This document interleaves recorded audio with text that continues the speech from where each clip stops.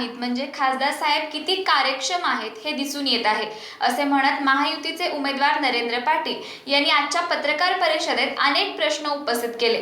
नक्की काय म्हणाले नरेंद्र पाटील पाहूयात सविस्तर। नमस्ते सर्व पत्रकार बंधू आणि भगिनींनो। पत्रकार परिषद सुरू करत असताना सर्वांना जरा थोडा वेळ लागल्याबद्दल दिलगिरी व्यक्त करतो। आजच्या पत्रकार परिषदेमध्ये आमचा पहिला मुद्दा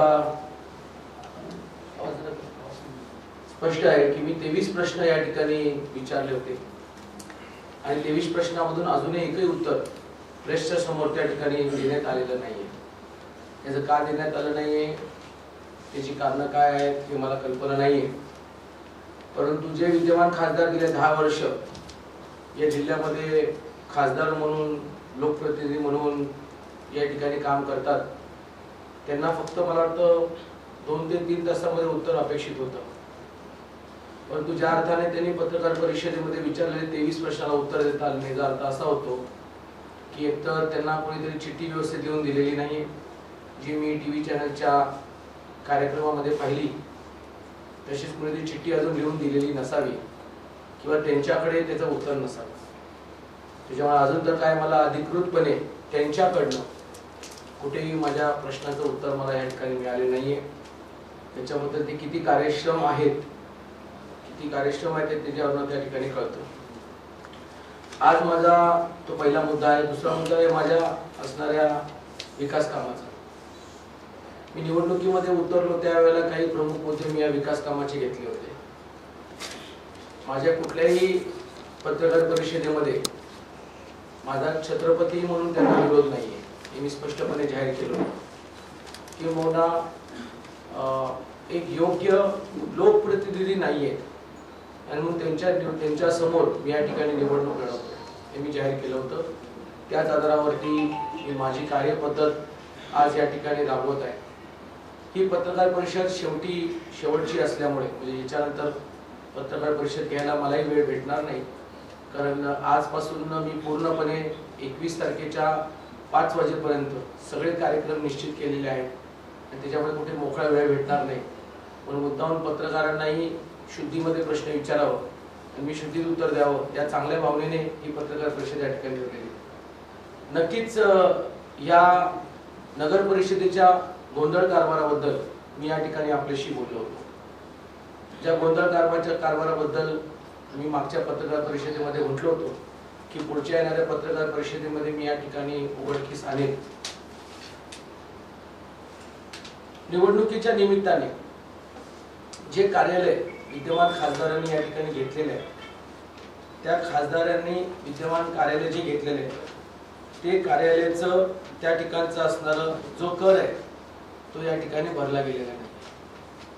खरं म्हणजे निवडणुकीच्या निमित्ताने जो काय कार्यालय अधिकारी या ठिकाणी त्याला परवानगी देतात त्यावेळेला त्या अधिकाऱ्याची जबाबदारी असते की ते असणाऱ्या कार्यालयाचं कर असतो, जो महानगरपालिकेचा कर असो, महसूल कर असो, हा कर व्यवस्थितपणे भरलाय का नाही।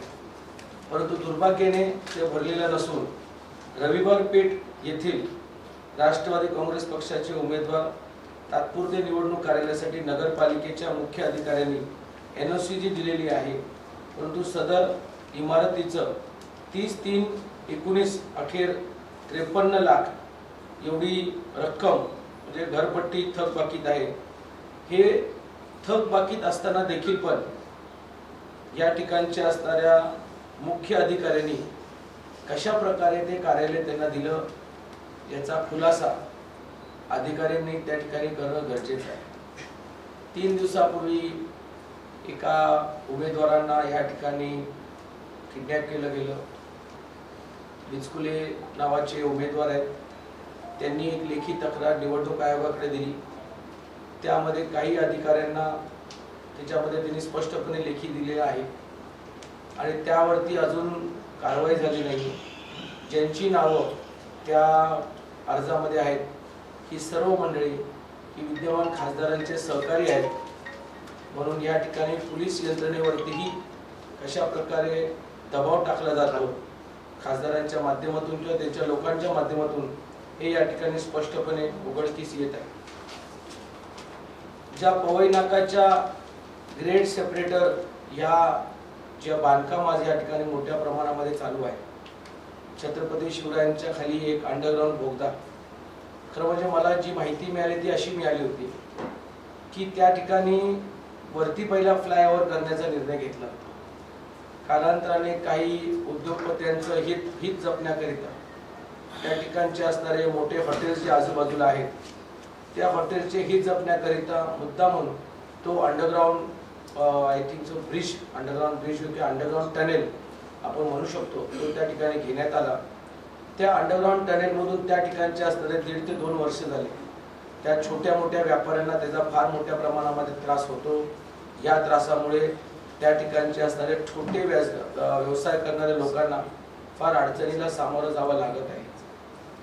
या निवडणुकीच्या माध्यमातून अजूनही काही गोष्टी या ठिकाणी उघडकीस झालेल्या आहेत, परंतु हे शेवटच्या गोष्टी उद्या राज्याचे मुख्यमंत्री आदरणीय देवेंद्र फडणवीस साहेबांच्याकडूनच त्यांच्या समोर या ठिकाणी खुलासा करण्यात येईल. कारण ज्या पद्धतीनं सातारा जिल्ह्यामध्ये आदरणीय पंतप्रधानांच्या माध्यमातून जी काही विकास कामं करण्यात आली, मोठमोठे प्रोजेक्ट्स या ठिकाणी देण्यात आले, गडकरी साहेबांच्या माध्यमातून मोठे प्रोजेक्ट्स या ठिकाणी आले, आदरणीय मुख्यमंत्र्यांच्याकडनं जे मोठे प्रोजेक्ट्स आले ते कुणाच्या सांगण्यावर आले, कसे आले, कुणी आणले? विद्यमान खासदार म्हणतात की त्यांनी हे स्वतः या ठिकाणी घेऊन आलेले आहेत. जर एखाद्या व्यक्तीला 17,000 कोटी, टीव्हीच्या चॅनलवरती 17,000 कोटी झाले, कराडच्या असणाऱ्या प्रेस कॉन्फरन्सला ते 18,000 कोटी झाले, आणि ज्यावेळेला मी सर्व टोटल मारल्यानंतर ती 1,00,000 कोटीवरती साधारण त्याचा आकडा या ठिकाणी आहे, जे मी त्या दिवशी मीटिंगमध्ये या ठिकाणी आपल्या सर्वांना सांगितलं. त्याच्यामुळे विद्यमान खासदार कुठून कुठला निधी आणला हे फार मोठं प्रश्नचिन्ह निर्माण झालेलं आहे. त्याचा खुलासा उद्या जाहीर मेळाव्याच्या माध्यमातून करणारच आहे. या नगर परिषदेच्या माध्यमातून जो काही अंधाधुंद कारभार चाललेला आहे, या अंधाधुंद कारभाराचा उद्या आम्ही त्या ठिकाणी समाचार घेणार आहोत. आणि म्हणून या प्रेस कॉन्फरन्सच्या माध्यमातून विद्यमान खासदारांनी 23 विचारलेल्या प्रश्नाची उत्तरं अजून मला अपेक्षित आहे. यदा कदाचित प्रेस कॉन्फरन्स त्यांनी व्यवस्थितपणे घ्यावी, शुद्धीमध्ये घ्यावी आणि त्याचं प्रत्येकाचं उत्तर त्यांनी त्या ठिकाणी द्यावं असं मला या ठिकाणी वाटतं. कारण हे प्रश्न जे मी विचारलेत हे जनतेचे, सातारकरांचे. मी काय माझ्या पाटण तालुक्याच्या ढेबेवाडी गावामध्ये बसून लिहून आणलेले नाही किंवा माझ्या असणाऱ्या मुंबईच्या कार्यालय बसून लिहून आणलेले आहेत. हे सगळे प्रश्न या जिल्ह्याशी निगडीत आहेत आणि म्हणून अपेक्षित आहे ते उत्तर या ठिकाणी देतील. प्रचार खूप चांगल्या पद्धतीने चाललेला आहे. ग्रामीण भागामध्ये आम्ही बऱ्यापैकी लोकांपर्यंत पोहोचलेले आहोत.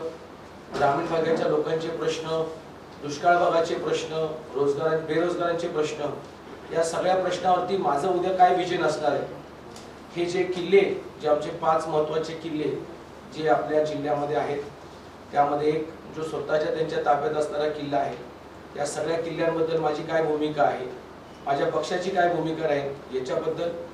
मोठ्या प्रमाणामध्ये बेरोजगारी वाढत आहे. या बेरोजगारीच्या माध्यमातून रोजगार कसा उपलब्ध केला जाईल जिल्ह्यामध्ये आणि त्याच्यासाठी काय काय करावं लागेल याचं उत्तर. कराडपासून ते चिपळूणपर्यंत रेल्वे मार्ग, रेल्वे लाईन्स त्या ठिकाणी प्रपोजल सँक्शन झालं होतं, याच्याबद्दलची माझी भूमिका. जे स्मारक आपल्या सातारा बस डेपोच्या बाजूला त्या ठिकाणी करण्यात आलं, ते तसंच स्मारक आज धुळखात त्या ठिकाणी पडलेलं आहे. ते ताबडतोबपणे कसं नेता येईल, कुठल्या खात्याच्या माध्यमातून नेता येईल, याच्याबद्दलचाही खुलासा उद्या जाहीर सभेच्या माध्यमातून किंवा परवा 21 तारखेला त्या ठिकाणी होईल. मी सातारकरांच्या विकासासाठी आणि त्या लोकांच्या सर्वांच्या हितासाठी आज या निवडणुकीच्या रिंगणामध्ये उतरलेलो आहोत आणि मला अपेक्षेपेक्षा जास्त प्रतिसाद मिळालेला आहे आणि पूर्णपणे ताकदीनं त्या ठिकाणी मी चांगल्या मताधिक्याने निवडून येईल असा ठामपणे मला या ठिकाणी विश्वास आहे.